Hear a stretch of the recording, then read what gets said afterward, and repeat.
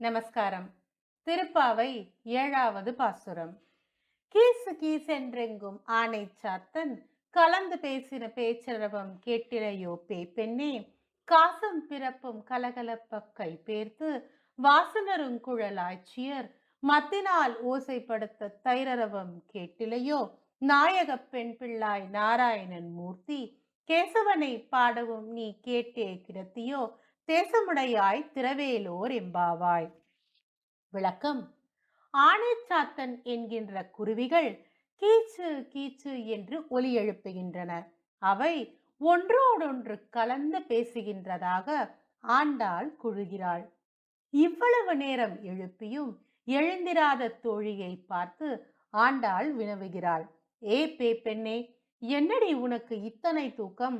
ஒரு பக்கம் பறவைகள் சத்தமிடுகின்றன, மறுபக்கம் காசு என்று சொல்லப்படுகின்ற திருமாங்கல்யத்திற்கு ஒப்பான கழுத்தணியும் பிறப்பு என்கின்ற நகையும் அணிந்துள்ள ஆட்சிமார்கள் தங்கள் கைகளில் அணிந்துள்ள வளையல்கள் ஒன்றோடு ஒன்று உரசி சத்தமிட, தங்கள் கூந்தலில் தடவியுள்ள வாசமிக்க நெய்யானது நாலாபுறமும் மனம் பரப்பிட, தங்கள் கையில் உள்ள மத்தினால் தயிரை கடையும் ஓசை, அந்த தைரரவம் உன் காதில் விழவில்லையா?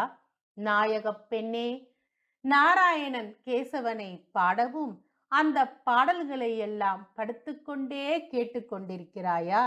நல்ல குணமுடையவளே, எழுந்திரு என்பது மேற்கண்ட பாசுரத்தின் விளக்கமாகும்.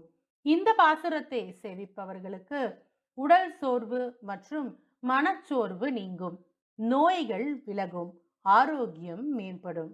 மீண்டும் ஒருமுறை இந்த பாசுரத்தை சேர்ந்து சேவிப்போமா? கீசு கீசென்றெங்கும் ஆனை சாத்தன் கலந்து பேசின பேச்சரவம் கேட்டிலையோ பெண்ணே, காசும் பிறப்பும் கலகலப்ப கைபேர்த்து வாசனருங்குழல் ஆய்ச்சியர் மத்தினால் ஓசைப்படுத்த தைரரவம் கேட்டிலையோ, நாயகப் பெண் பிள்ளாய் நாராயணன் மூர்த்தி கேசவனை பாடவும் நீ கேட்டே கிடத்தியோ, தேசமுடையாய் திரவேலோர் எம்பாவாய். நன்றி. ஸ்ரீவில்லிபுத்தூர் ஸ்ரீ ஆண்டாள் ரங்கமன்னார் திருவடிகளே சரணம். கோதா காந்தஸ்மரணம். ஜெய் ஜெய் ரங்கரங்கா.